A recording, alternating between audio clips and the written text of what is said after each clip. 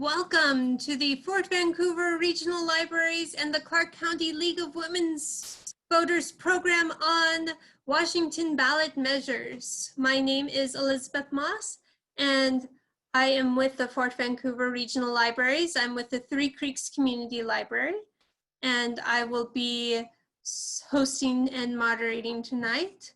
I am excited to announce that Fort Vancouver Regional Libraries is partnering with the Clark County League of Women Voters for this evening's program.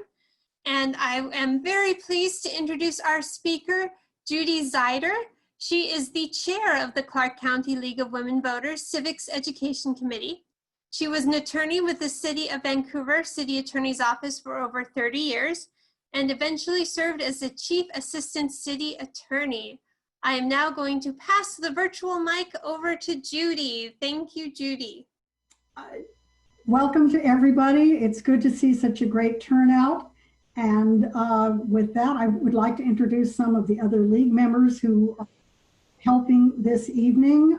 Tracy Riley Kelly, Sarah Bennett, Ellie Hutton, and Nancy Halverson are going to be, they're waving at you. Helping monitor the questions. Let me know that there are questions being asked. We'll try to get to as many of them as we can. They will also be reminding me if I'm running over, either talking too long about a subject or just running out of time. So with that, I'm going to share the screen and we'll see what comes up. Hopefully it is a PowerPoint on Washington ballot measures. And there we go.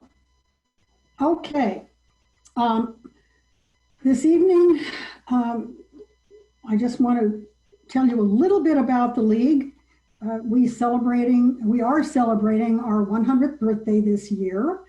When we could still have live events, we had cake and coffee out at the Camas Library, complete with some of us dressed in period attire.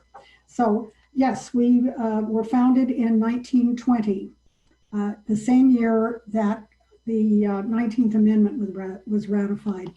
We're a nonpartisan political organization. That may seem like an oxymoron, but we work to encourage people to be active and informed participants in government. We do not support candidates or political parties or factions thereof. The League has basically two parts. One is the education portion. An education fund is dedicated to strengthening the knowledge of government. One of our projects is a civics education book, The State We're In. You can download that from the website. And I learned all kinds of things that certainly I didn't get in Washington history back in many decades ago. We also are very active in voter education. Vote 411 is the League's national personalized voter information website. Type in your address and you can download information on everything from how to register to vote, check your voter registration status, look up candidates. The League also has ballot summaries, which you're welcome to check out. I won't go into detail on those. Contact information, here we are, and I believe this will be available after the presentation. League membership is open to any person age 16 or older. So, I've told you about the League. Now I'd like to find out a little bit about who is in the audience. And I believe that Elizabeth is going to put up a poll. Do I need to take this down in order for the poll to work, Elizabeth? No, the poll is now live. The poll is now live. So, trying to find out how many Washington residents we have.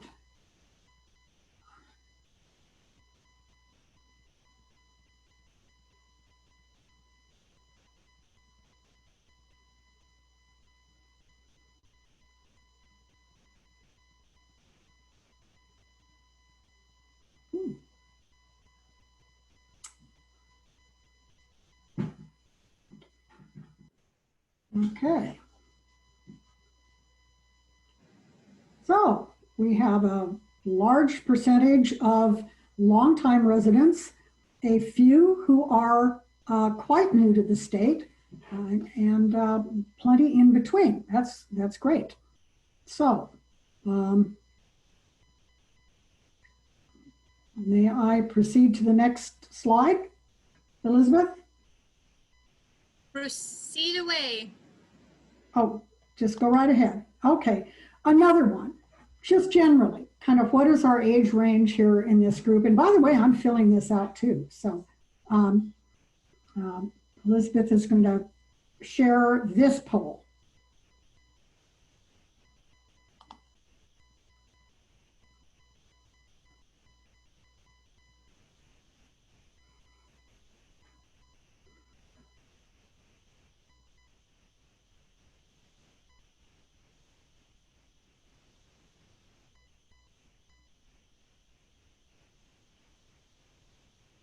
Okay, so yes, we do trend heavily toward the older population, but not to be concerned, because many of us have children and grandchildren who will be involved in voting. So hopefully you can share information with them. All right, next, just to find out how many of us are active voters. And don't be shy, this is anonymous.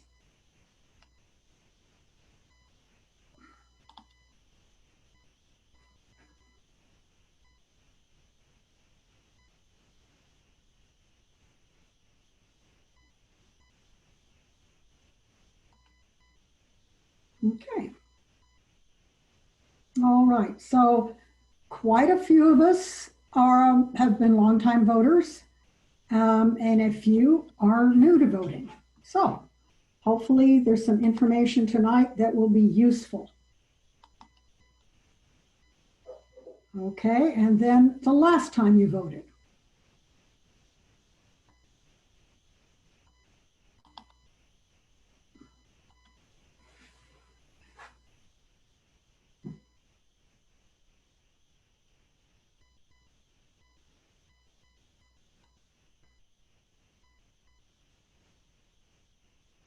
Okay, so we've been active, we're active voters in this crowd, not surprising. And so now we can get to some of the meat of this, and I'll try to, let's see, can I do this? There, okay. Let's get through the information on Washington ballot measures. This is the order of presentation. I want to go through the types of Washington ballot measures combined with the basics of what's on the ballot for November 3rd, and then some ideas on becoming a better informed voter. And throughout the presentation, if you have questions, just type them in the chat, and league members will be watching for those and relaying them to me. So in Washington, we have two kinds of initiatives, two kinds of referendum. We have constitutional amendments and advisory votes, and we'll walk through those in order. This November 3rd, we do not have, there's no initiatives on the ballot, one referendum measure, one constitutional amendment, and 4 advisory votes.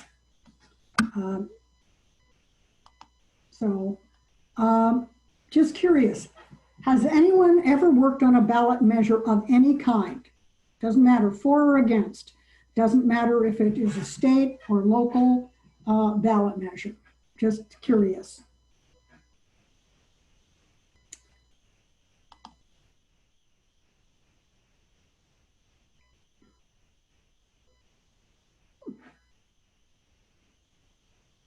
Okay, so it's about, well, it is 50-50. We have quite a few people who have direct experience with working one. Now, if you've worked on a ballot measure, would you do it again?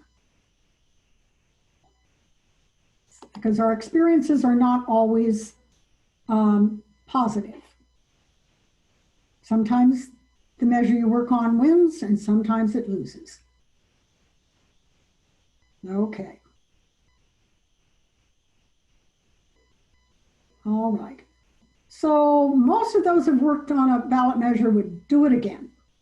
And some, and it's everyone's choice, have decided not to do so again. Now, here's where you type into chat. If you would do it again, why? And if you wouldn't, why not? And if you've never worked on a ballot measure, you can say that or just leave this one blank.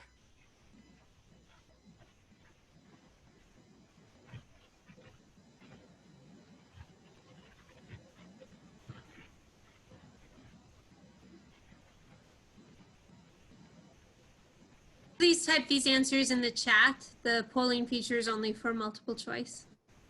Yeah, it's not a poll. So yeah, what kind of responses are we getting, Tracy? Oh, you're on mute. There we go. Nancy, no response. We have one yes. It's important to be part of the democratic process. If I think something is important, I will work on it. Mm-hmm. I want to influence my life.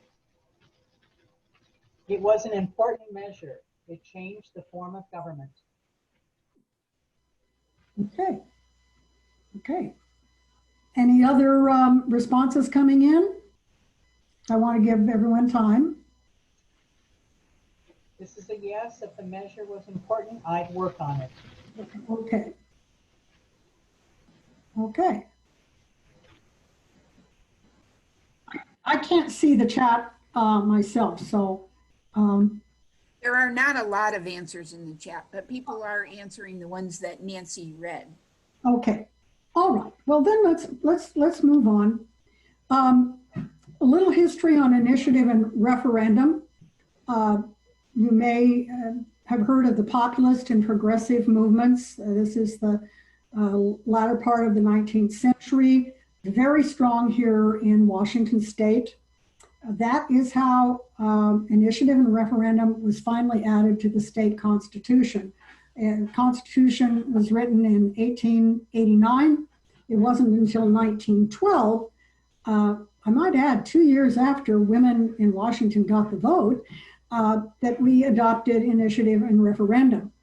The driving force that put it over the top was a coalition of farm and labor, and the Washington State Grange was a leader in that.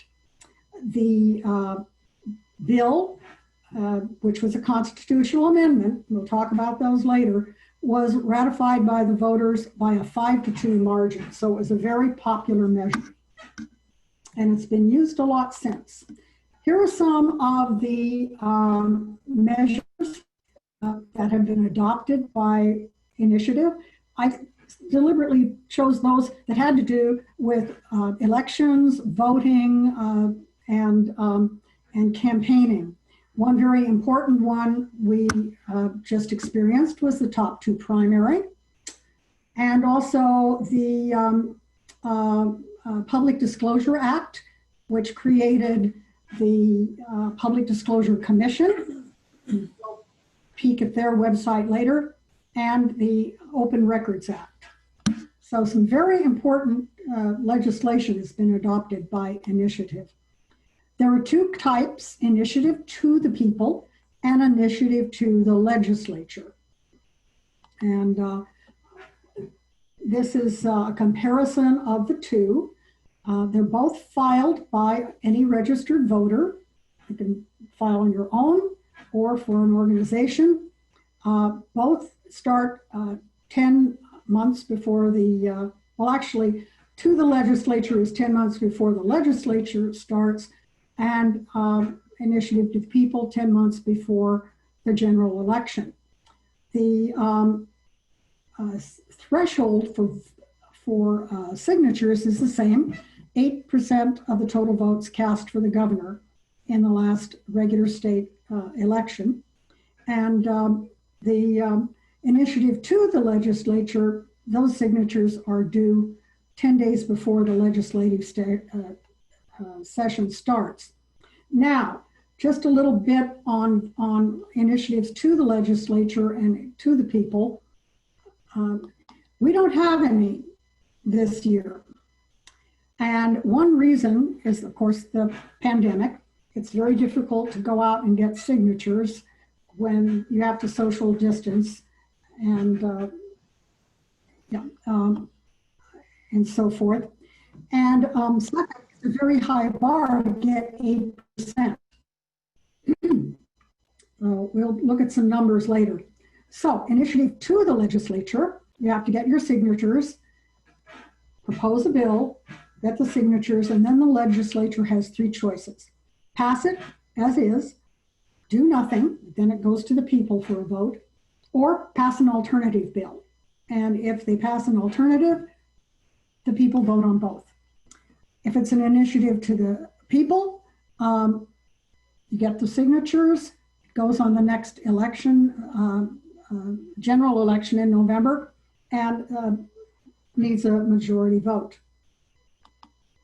This year, 8% of the total votes in the 2016 governor's race is just shy of 260,000. That's a very high bar.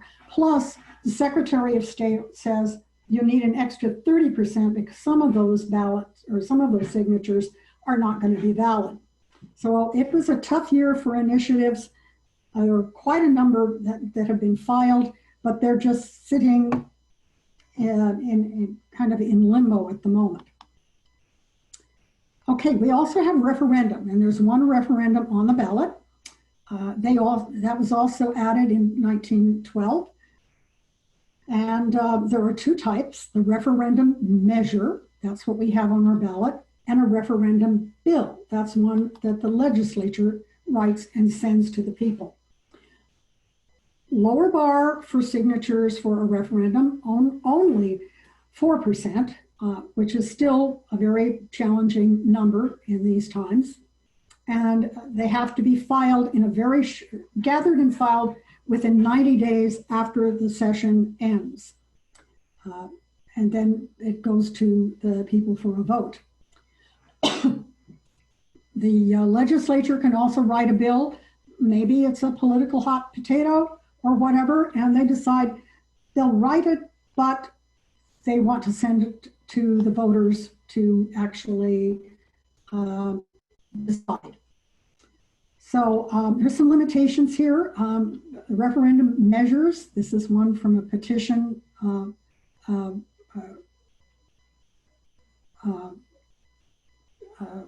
a petition drive. Most bills passed by the legislature have a 90-day effective date, deliberately to give time for the referendum measure to qualify. However, if it's an emergency bill with a statement that it's for the immediate preservation of public peace, etc., no referendum is allowed. That's straight from the language, straight from the Constitution. Initiative to the people. One thing to remember is this is still legislation, whether it's initiated by a petition or if it's passed by the legislature. No bill may have more than one subject, and that has to be expressed in the title. And those who've been in Washington for a number of years know that any number of initiatives have been thrown out or at least limited because of this provision. Then there are the general things that are not, you can't do by statute. You can't conflict with the Washington or federal Constitution or federal law. And no initiative isn't available to amend a state constitution. There's a special process for that. One other thing is if a law is enacted by the people, whether it's by initiative or referendum, there's kind of a 2-year cooling off period. The legislature, if it wants to amend it within that first 2 years, has to do so by a supermajority 2/3 vote. So That is also in the state constitution and is a way to prevent the legislature from just immediately repealing something that's been adopted by the people. We have one referendum measure on the ballot, and this is referendum 90. It is a referendum on a bill that originated in the Senate, 5395, and requires comprehensive sexual health education. This is the text that you'll see on your ballot when you vote in November. And this is drafted by the Attorney General. Very short word limit, so it's not very, it doesn't give much of an explanation. But the online voter's guide has the complete text and a wealth of information, and we're going to explore that shortly. Also, Office of Public Instruction, because this deals with curriculum for the schools, the Office of Public Instruction is required, is mandated to do studies and issue guidance to local school districts on curriculum. And you can look there for that information. Now, this was a request bill by the Office of the Public Instruction. So some have expressed concern that maybe this information is biased. Whatever, that's for you to judge. But if you want to drill down and see what types of materials are being approved or recommended or have met standards of the state, this is a place you can do that and look at them for yourself rather than relying on one side or the other.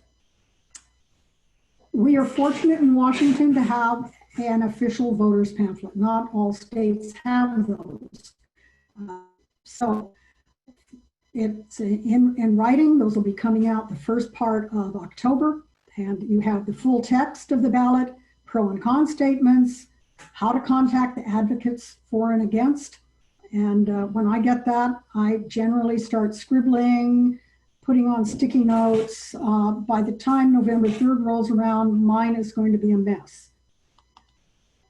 So how do you do your own research? The online voter's guide is great. It has links for information on each ballot, and we'll take a tour of that.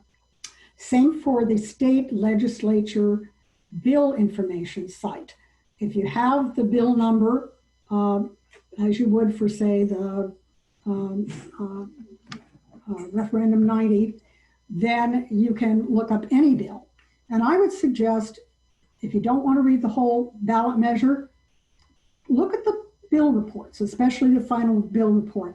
It's like a Reader's Digest version, and usually it's down on the bottom of the screen near the right. And you'll see that in a moment.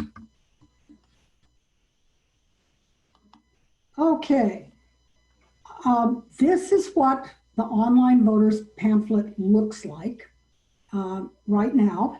I might add that you might want to check back periodically. I've noticed more and more information getting loaded as we get closer to the election, and that's the same for any online source. So I'm going to stop sharing this screen for a moment, and with any luck, we'll go into the voter's guide. So we're going to stop that, and then if I've done this correctly, here we are.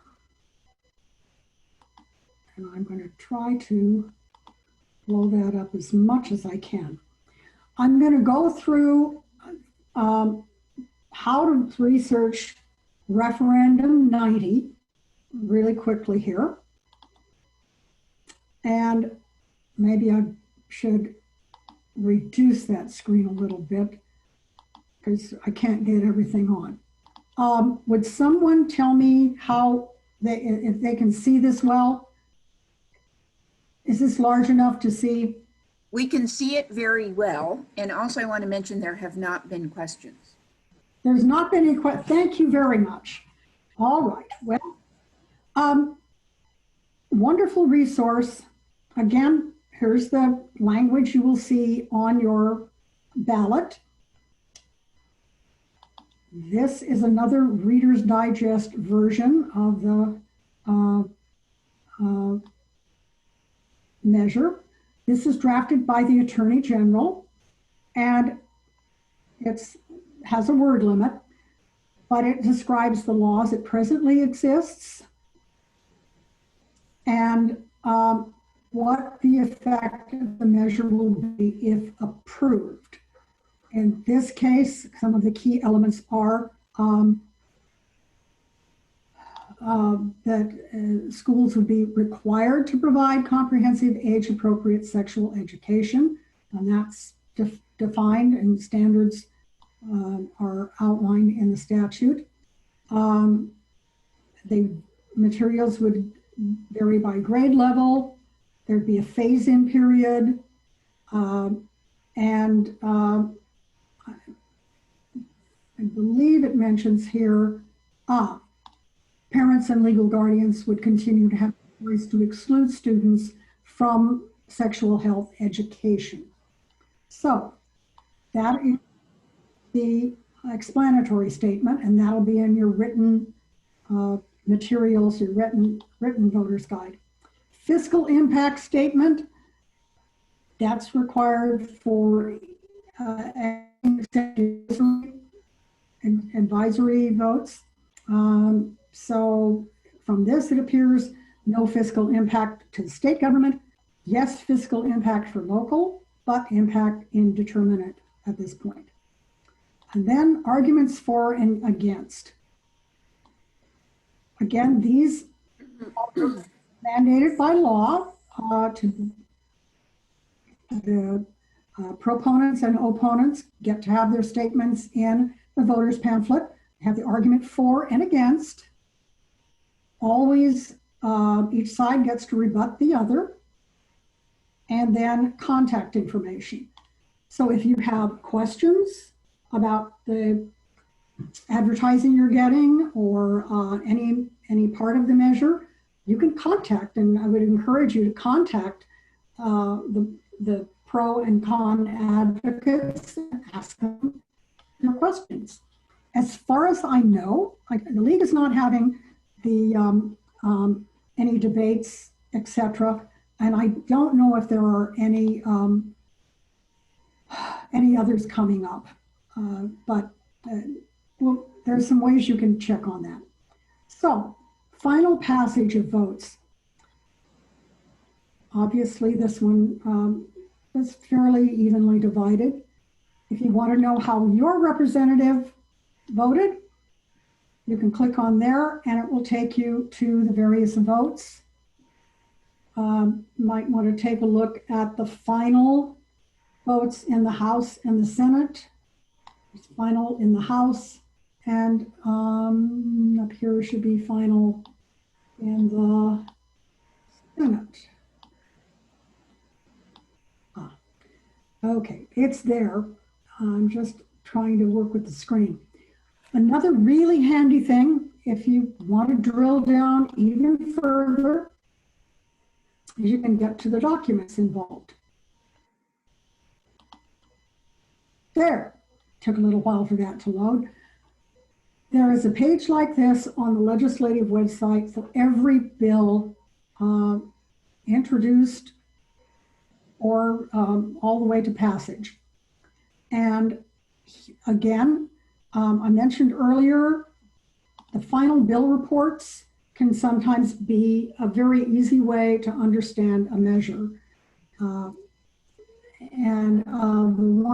the earlier bill reports will often give you who testified and the gist of the testimony for and against a measure. Another handy thing on the legislative website, if you have the time and are so inclined, are videos on the TVW website. TVW is our C-SPAN statewide channel, legislative channel. So you can actually look at the hearings if you are so inclined. And you can tell from this long list of potential amendments, that there was a good deal of back and forth on this one. So let's go back to the voters pamphlet. Remember, I talked about the Public Disclosure Commission. On the electronic version of the voters pamphlet, you can very easily go to the Public Disclosure Commission and see how much is coming into the campaigns for and against. This is a little confusing because some groups say they are working on ballot measure R90. These two do. This one I know is on working on R90 because they were named in the one of the earlier in the voters pamphlet statement. You can look here if you're curious and see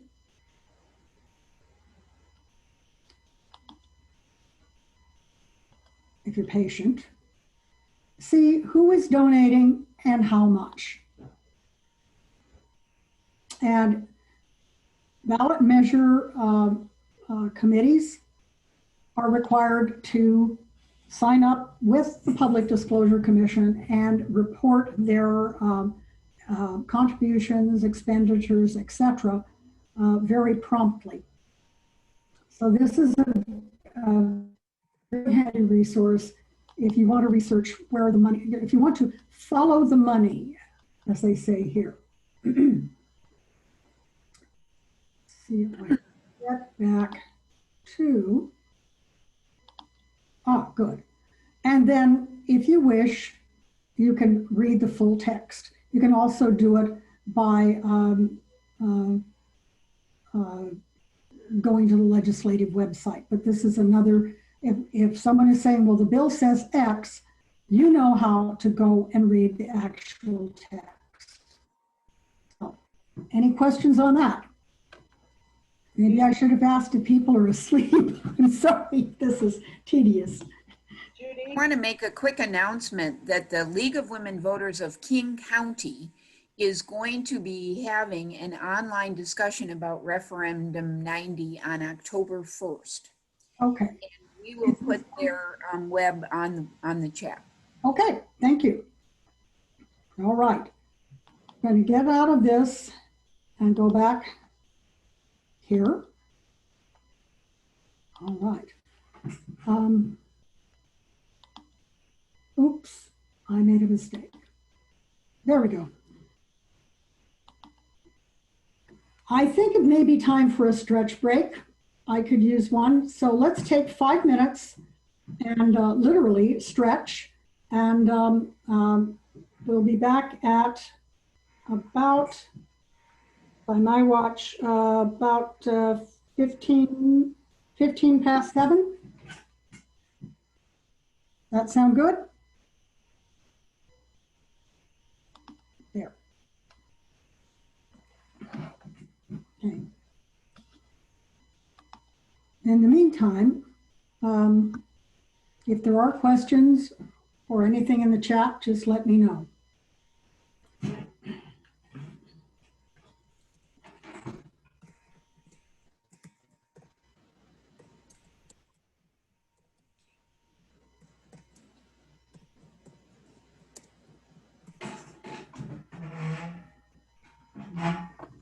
Ah.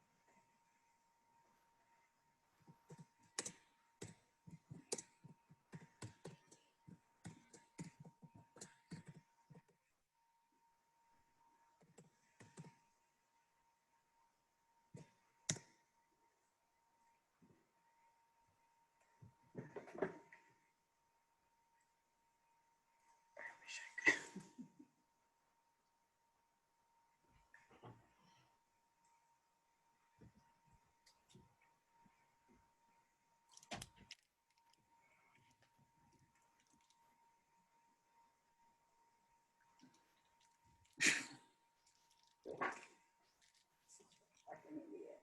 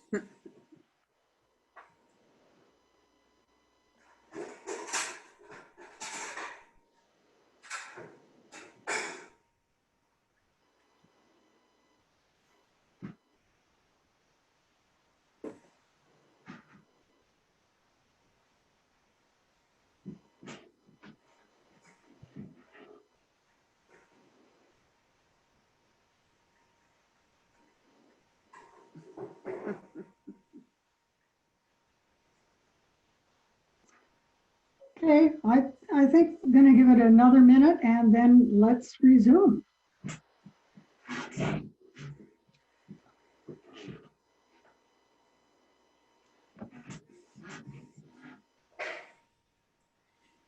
Judy and oh, Nancy's gonna ask us. Later, Tracy.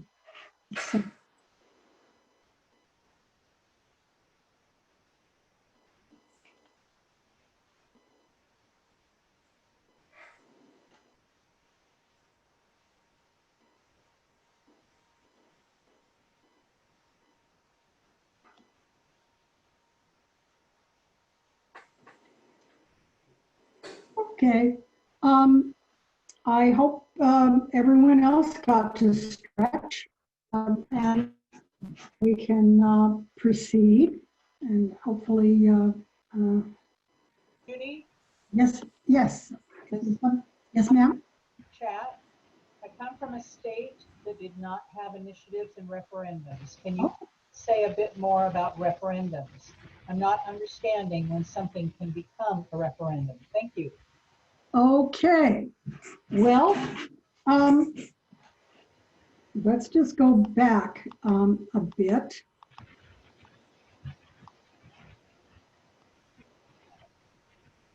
All right.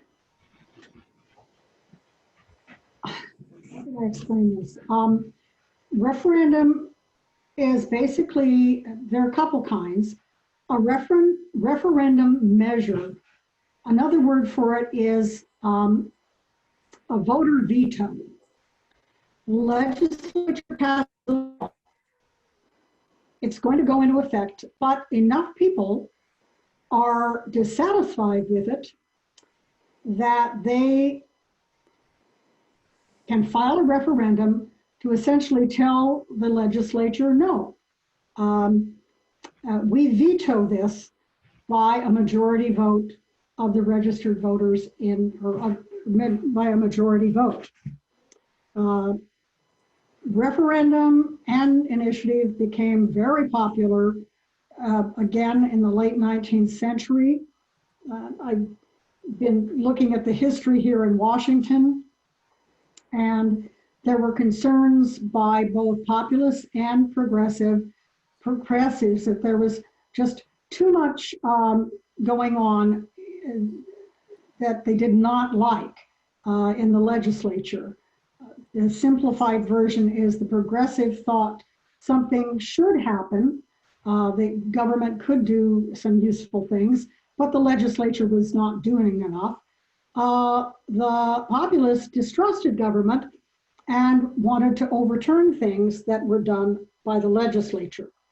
So we get the combination of referendum to say, no, we're going to veto what you've already adopted, and the initiative, which essentially says, you've been sitting on your hands. If you won't do it, you won't do it, legislature, we the people will. So that's an overt simplification. And it tends to be more prevalent in the western part of the United States than in other parts of the country. Just because I don't know historically why. I did find a couple really interesting books on the Washington State, or materials on the Washington State Constitution and how we came about to have referendum and initiative. One by some law professors talks about the concern people had for the power of the railroads. So there are all kinds of things built into our state constitution having to do with limiting railroad power. Apparently that wasn't enough for some critics, and so there were other measures adopted by initiative to further limit the control of railroads in particular. But if you're interested in history, we're going to add those, or those will be in the notes to this PowerPoint. And I would highly recommend you take a look at them. I don't know if that answers the question, but I'm happy to take another run at it if someone wants me to. Okay, we're going to proceed here. And again, if there are questions, let me know. And that's why I wanted to know, do we have people who are new to Washington State, longtime residents who probably have seen lots of referendum and initiatives over the years? So we also have a constitutional amendment. This is a state constitutional amendment. This is kind of an esoteric topic: investment of funds for long-term care services and supports. First, how is our Constitution amended? Fine, I don't know why I put initiative and referendum in here. Just skip that. The way we amend the Constitution here in Washington is, first you have to have the Senate and House propose a constitutional amendment. It can't come by initiative. And it has a very high bar, has to pass both the Senate and the House by a 2/3 vote in each house of the legislature. Then it goes to the people for a vote. There was an attempt back in 1912 to have a provision you could amend the Constitution by initiative, but the parties couldn't agree. Because there's not only a fight over, do we have initiative and referendum at all, but what's the scope? And can you amend the Constitution by initiative? Apparently the horse trading did not work out, and court cases since have said you can't amend the Constitution by initiative. The other way would be for the Senate and House to each approve by a 2/3 vote that we have a constitutional convention. And then the door is open for just rewriting the Constitution entirely. What we have this time on our ballot is a amendment based on a Senate Joint Resolution 8212, and it relates to investments for long-term care and services support. Remember how I talked about the railroads? Our state constitution has a number of provisions that prevent government from giving loans or outright gifts or even buying private stocks. And where does that come from? It comes from the experience in the 1880s that governments, local and state, were being asked to invest in private companies, often railroads. And that was a major battle and a concern for many of the populace who were who won election to the state constitutional convention. So one of the provisions is that government may not invest in private stocks. That said, over the years, the Constitution has been amended, and I may bounce back and forth, to allow purchase of stocks in order to support our pension funds, industrial insurance, that's workers' comp, and we also have a fund for people with developmental disabilities. Some years ago, the legislature adopted a program to fund long-term care, and that's what is at issue here.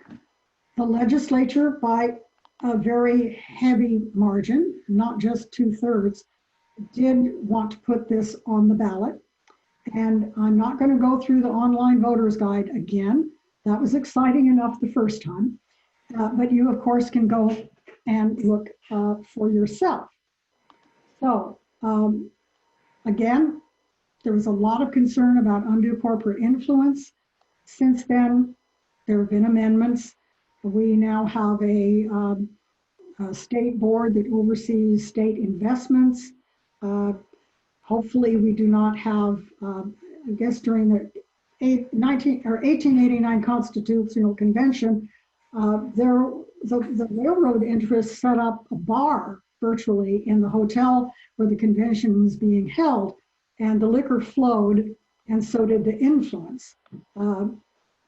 With the Public Disclosure Commission and the rules we have now, hopefully that couldn't happen again. So,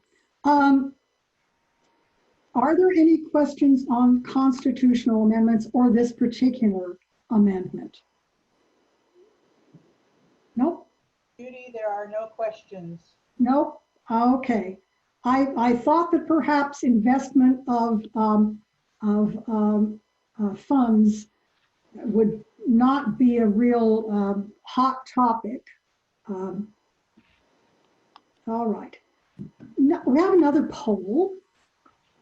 And don't be shy. Just go ahead and answer the question. I'm going to answer it too.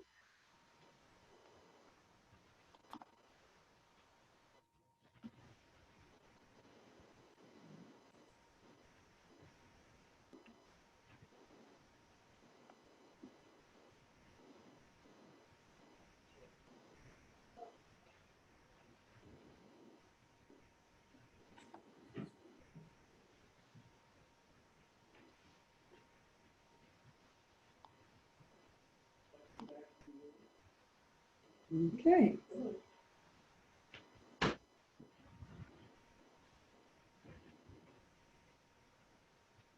Judy, Okay.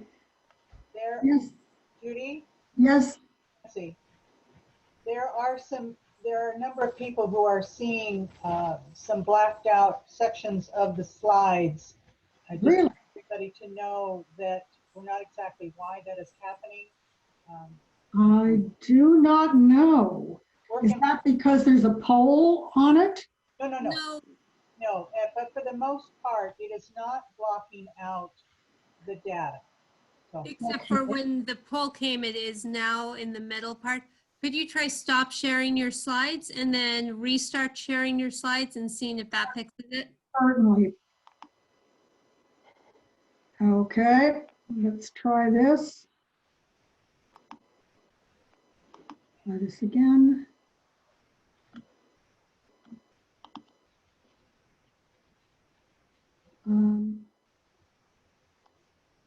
And there. Now my screen went up. There it goes. How is that? still there. Still there. Okay. Well,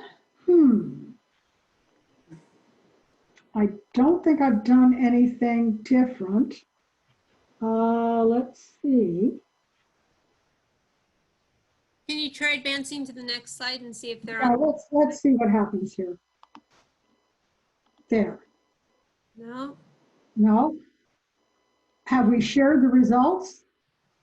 Yes, everybody said false. Okay. Well, I I can try don't know what. the slideshow and on my, oh, that disappeared. Oh, Try clicking where you are now. There's still the ones on the side and the bottom, but the one in the center disappeared. good. Well, maybe, all right, let's try the next slide and see where we are. How does that look? Is there still a problem? They're still there, but they aren't impeding the text anymore.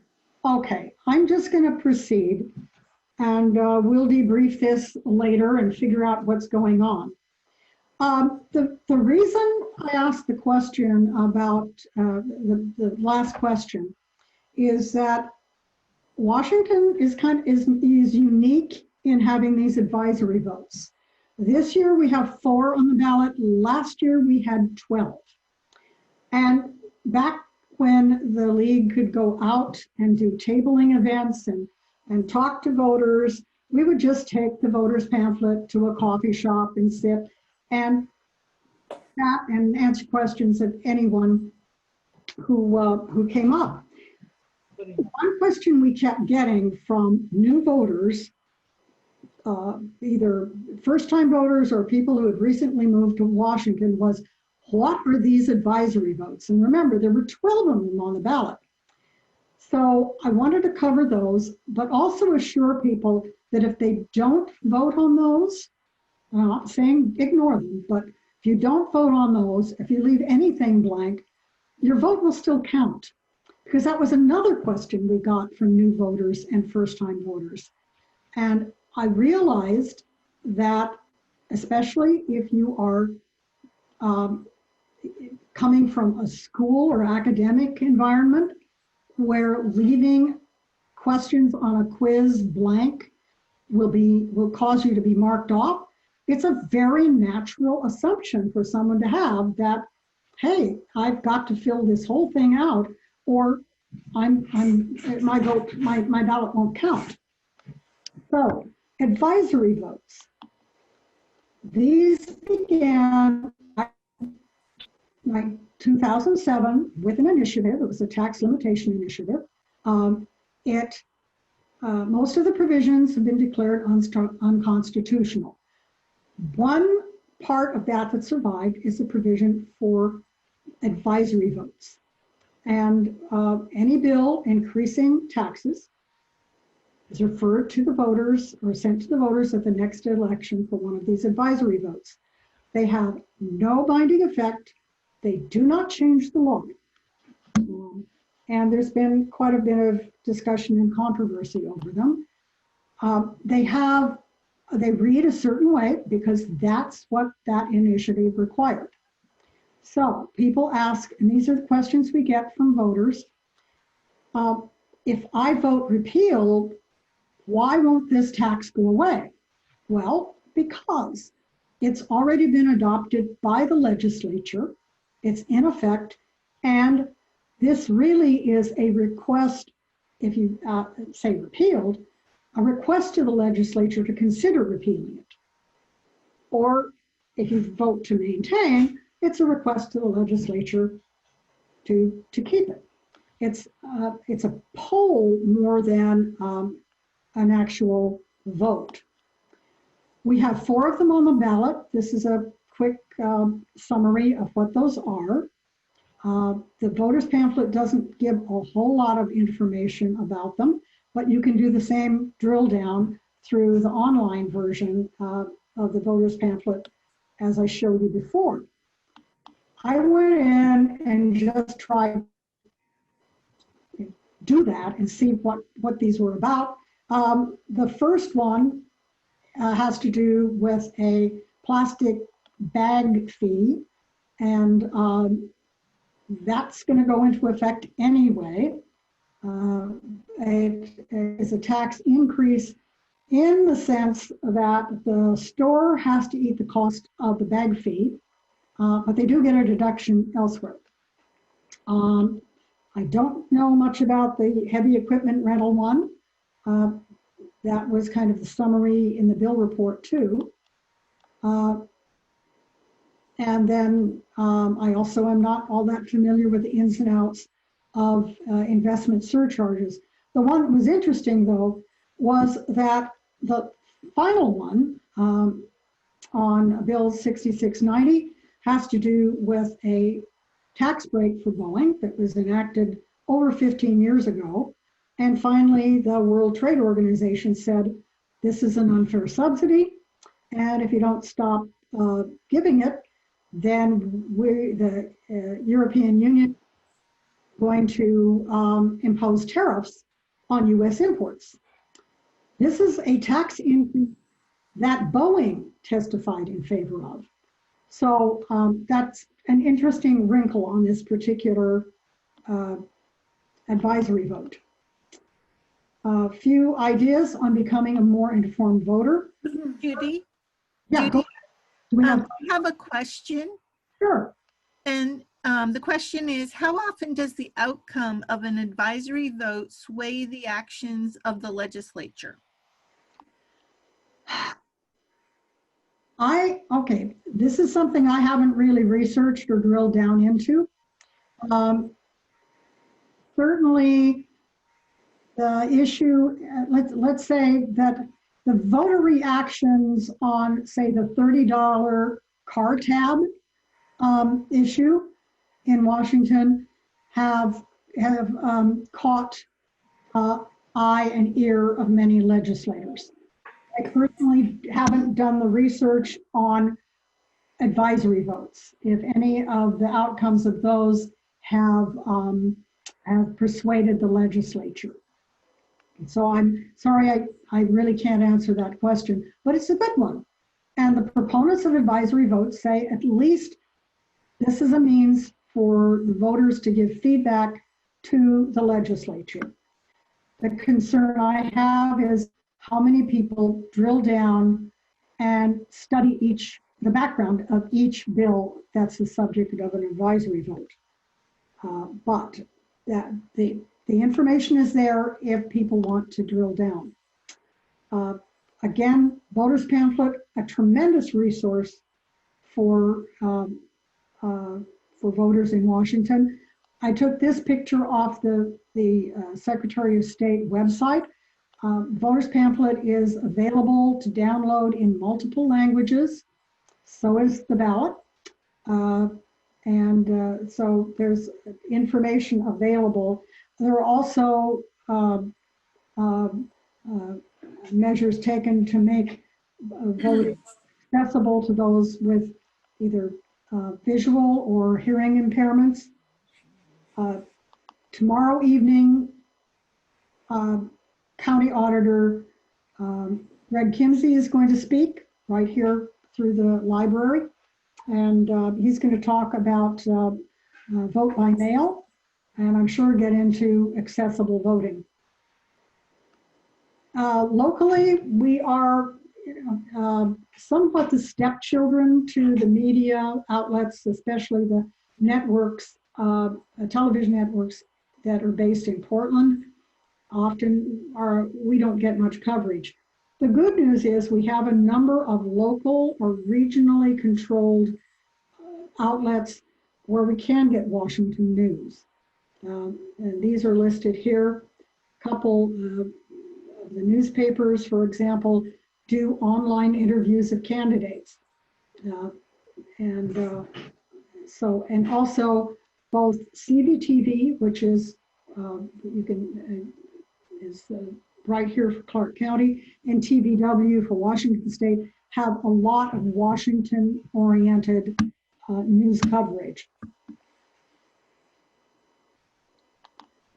Something I found quite handy and just stumbled on is that the caucus, both political caucuses in the legislature, have a daily news feed. So the Democrats call theirs the Daily Eclipse, and the Republicans the Capitol Buzz.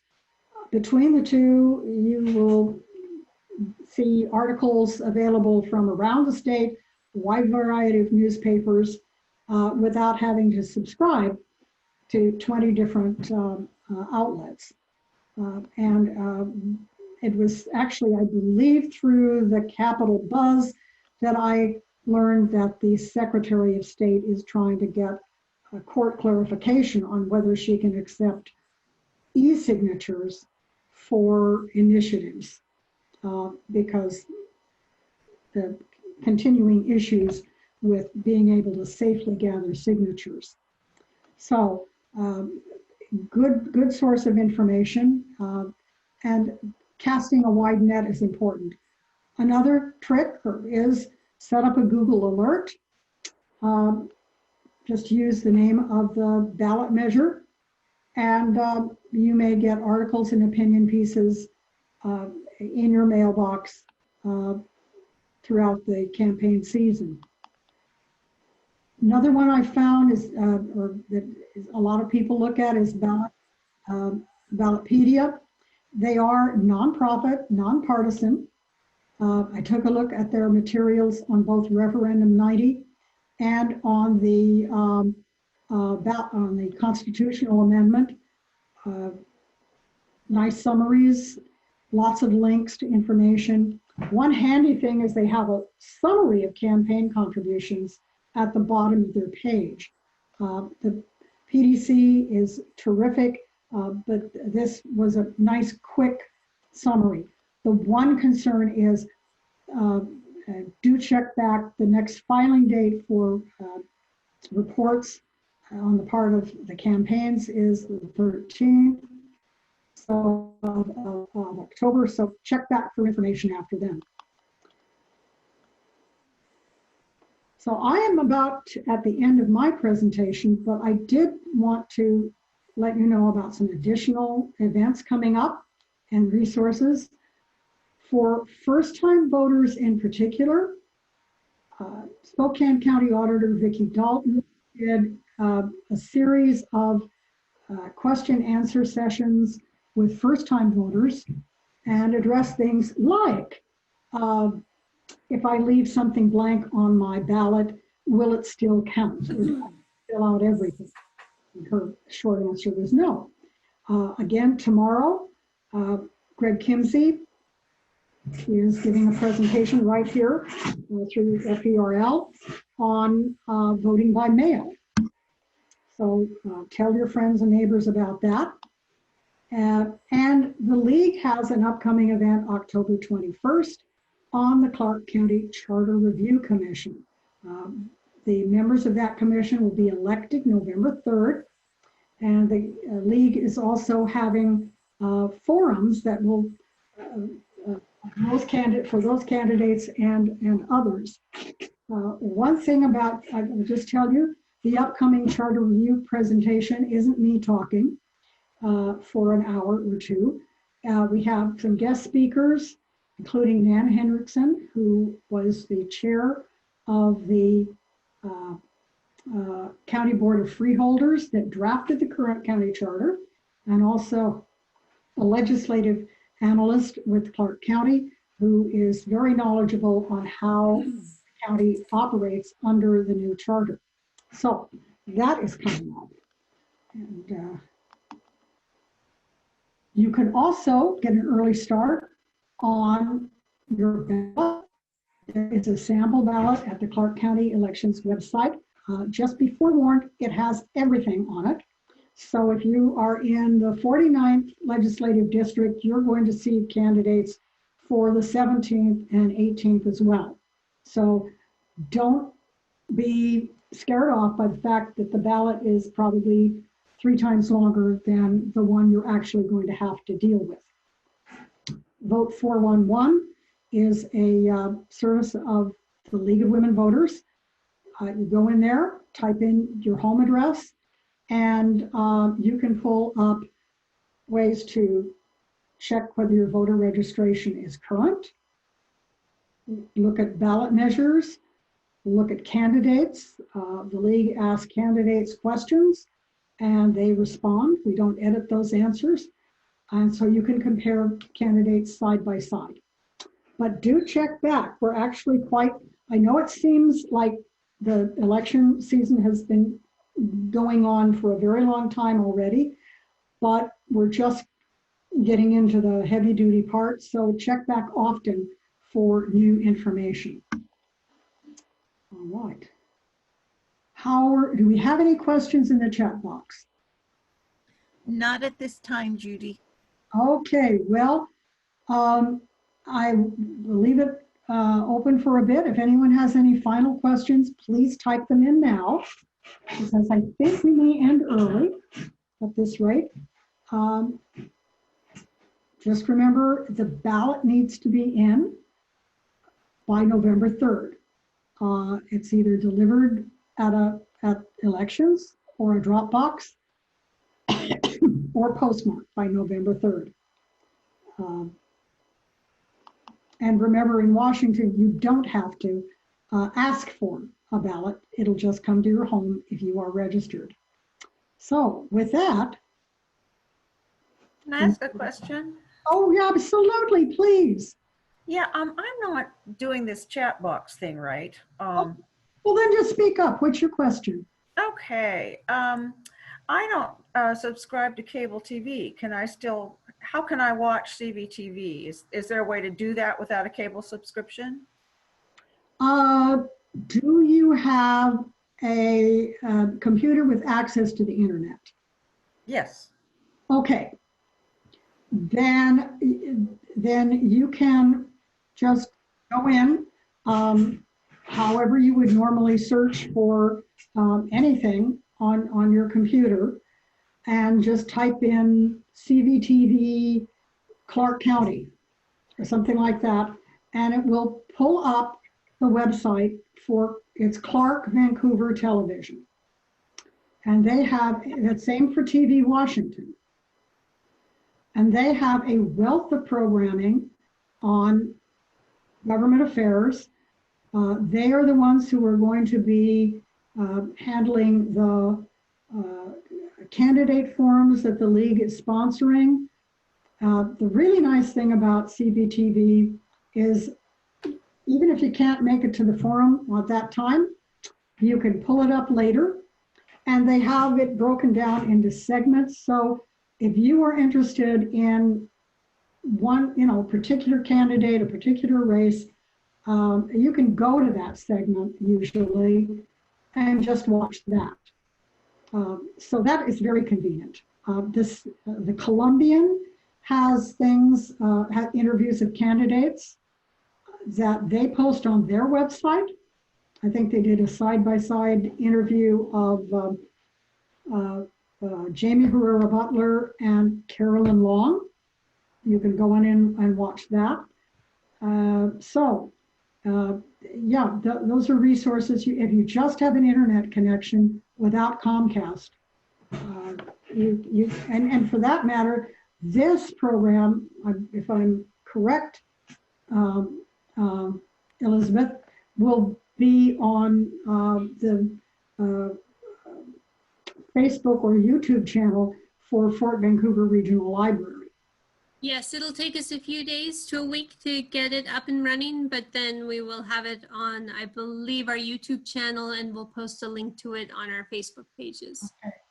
Yeah, and if I'm correct, the people who have signed up for this program will be getting a copy of the PowerPoint. Is that correct? Yes, I believe there's the PowerPoint, 2 handouts, and I have those links I can throw in the chat. Okay. Okay. We have the video link. We'll send it all out. Here, do you want me to throw the handouts into the chat? Judy, are you ready for those? Sure. Go ahead. Okay, so those are the 2 handouts, and we'll also include them in the email we send out to everyone. Okay. So hopefully you'll be able to pull up links to these sources of information on your home computer and go to those and do your research on ballot measures and candidates. Any other questions while we have plenty of time for questions? Right now, I don't see any questions, Judy, but I do see comments saying thank you for the handouts, thank you for the email. So Okay. they're thanking you for your program. All right. Well, very good. In that case, the advice I've always had is be short, be sweet, and be seated. So I will conclude the program and just, yeah, yes. Judy, sorry, this is Ellie. There is a question that someone just put in the chat, and it says, how can someone find an official drop-off box? Ah, very good question. I'm sure that Greg Kimsey will cover that tomorrow night, but just in case you're not going to watch that program, the county elections website has a link to a map with all the drop boxes around the county, and they have recently increased the number of them. I don't remember the exact number, but they have added them. I believe Vote 411, if you go in there and type in your address, they also can help you find drop boxes. But the quickest, easiest way is just check the county elections website or just pick up the phone and call them. So they're conveniently located throughout the county. And by the way, we've been assured by the elections folks that they only have election staff picking those ballots up. They are picked up at least twice a day. And it's a team of election workers. So there is security that they're going out in teams, and it's just not one person picking up those ballots. So. Judy, there's another question and then there's a comment. So here's the question. How can a person check the status of their ballot after they turn it in? Well, you can go into Vote 411, which will actually take you to the state website. Or you can just go to vote.wa on the internet through the Secretary of State Elections website. So yes, you can tell when your ballot has been received. And if it isn't received in a timely manner, call the elections office and ask them about it, because they can and will get you a second one. So yeah, what I've read now is the post, if you're going to mail them, the post office is saying mail them a week prior to the election, which is October 27th. Or you can do a drop box, which is convenient and secure. So. Good. And another comment is, thank you, excellent program. I expected to hear more details about the measures, etc., but this was so much better. Great background information. Okay. Well, the goal is that you will know how to research these for this election and future elections. The goal wasn't to say, here are the pros and cons of each, but rather, here is how you find out so you can decide for yourself. So, knowledge is power, and so is voting. So, I don't want to cut people off. Are there any more questions? I don't see any at this time, Judy. Okay. Well, again, thank everyone for tuning in, and just hope everyone stays safe and well. And given this group, I am sure you will remember to vote. Thank you. Thank you, Judy. It's been fun. Thank you to everyone who came. Judy. Thank you to Judy. Thank you for coming. Thank you, Judy. Okay. Thank you, Judy.